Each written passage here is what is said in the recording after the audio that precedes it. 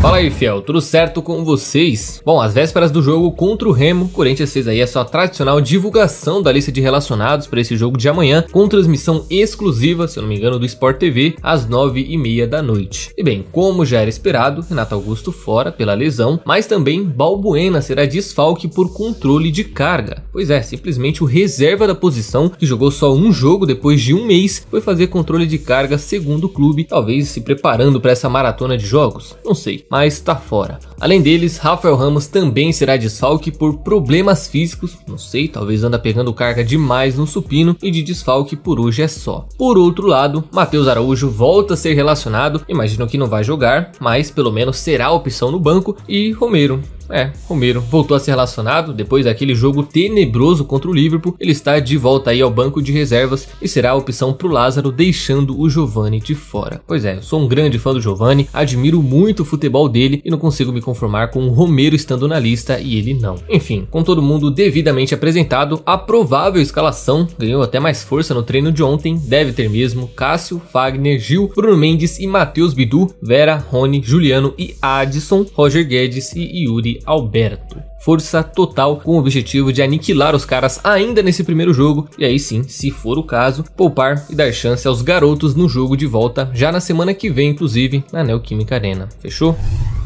Há poucas semanas de um derby, por incrível que pareça, vai ter Corinthians e Palmeiras no Chiqueirão já no final desse mês. O Timão acabou ganhando 2 reforços de última hora. Pois é, mas não do nosso lado, e sim do lado do Palmeiras, que nessa semana perdeu aí o Rony, o pequeno grande homem que faz gol de cabeça em nós todo jogo. Esse aí, né, vai passar por uma cirurgia no braço e será desfalque por 1 mês e meio. E mais o Rafael Veiga também, que teve aí uma lesão na coxa constatada nessa semana e deve ser desfalque para o Palmeiras nesta partida. Então, se por um lado o Corinthians já não vai ter o cracaço, que é o Renato, que com certeza vai fazer bastante diferença, o Palmeiras também não vai ter 2 de seus principais jogadores para esse jogo que vai ser em casa. Significa que a gente vai ganhar? Claro que não. Inclusive a chance do Corinthians tomar gol pro Fabinho e pro Breno Lopes é gigante, mas pelo menos isso dá para compensar a falta do Renato. Enfim, só uma breve atualização do rival mesmo, porque derby é foda, né? E fora de casa o bicho vai pegar.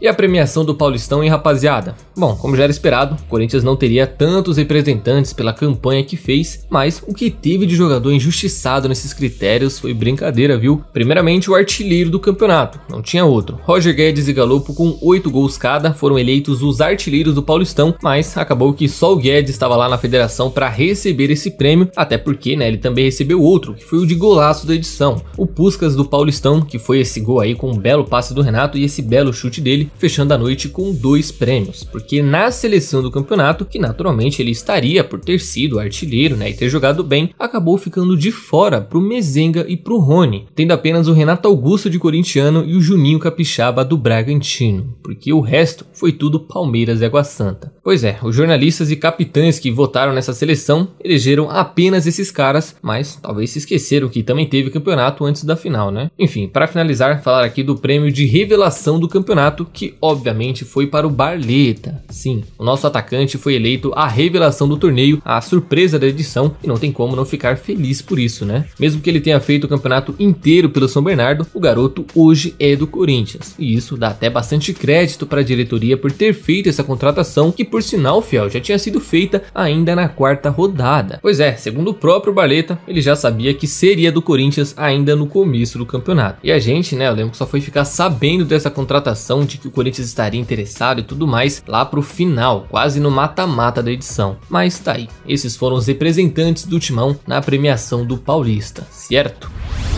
Semanas depois de renovar o contrato com a maior promessa do Corinthians atualmente, sem dúvidas, né, falo até sem pensar, o atacante Pedro, que uma hora vira Pedrinho, depois vira Pedro novamente, mas é Pedro, tá? Não é Pedrinho, é Pedro. Teve os seus planos de carreira aqui no Corinthians vazados, digamos assim, nestas últimas semanas. Pois é, segundo apurações, o Corinthians não só trabalha para o garoto ser a maior venda do clube em toda a sua história, como também a maior revelação da base nos últimos anos. E para isso, fiel, a diretoria já começou renovando seu contrato por mais um ano, dando aí um belo aumento salarial e aumentando sua multa para 120 milhões de euros. Após isso, vetou a convocação dele para a seleção sub-20, porque a ideia é dar mais minutos ao garoto nos próximos jogos, com o objetivo dele se tornar titular até o fim do ano. E por falar nisso, eu vi uma informação até de que o Corinthians trabalha para não vender o garoto em 2023. Até aqui já surgiram aí várias propostas, sondagens, e a posição do Duílio em relação a isso pode vir quente que eu tô fervendo. Pedro não sai esse ano. Mas se porventura surgir algo muito grande, né? Se por um acaso do universo tiver aí uma proposta do Chelsea, do Real Madrid, um time grande da Europa, o Corinthians pode até pensar em vender. Mas primeiro, caso realmente pense em vendê-lo, terá que ligar ao Zenit, né? Fazer aquele contatinho básico e perguntar a eles se eles estão a fim de cobrir essa proposta. Porque para quem não se lembra, nesse acordo pelo Yuri Alberto, o Corinthians deu aí a preferência de compra do Pedro ao Zenit. Então, qualquer proposta que o Corinthians receber e quiser vendê-lo, tem que ligar primeiro ao Zenit para perguntar se eles estão a fim de cobri-la. Por fim, outro detalhe em relação a isso, de uma futura venda, é que o Corinthians trabalha com uma meta, pelo menos inicialmente, de 30 milhões de euros. Ou seja, o Corinthians pretende vender o Pedrinho, ou Pedro, né, melhor dizendo, por 30 milhões de euros no momento. Mas assim, fiel, sendo bem sincero, 160 milhões de reais por ele é muito pouco. Acho que o Corinthians consegue no mínimo aí uns 200 milhões, até mais, 200 milhões de reais no caso, nessa futura venda. E até um detalhe sobre isso que sempre perguntam, estão sempre aqui nos comentários, em qualquer lugar perguntando, o Corinthians tem 80% do Pedro, 80%.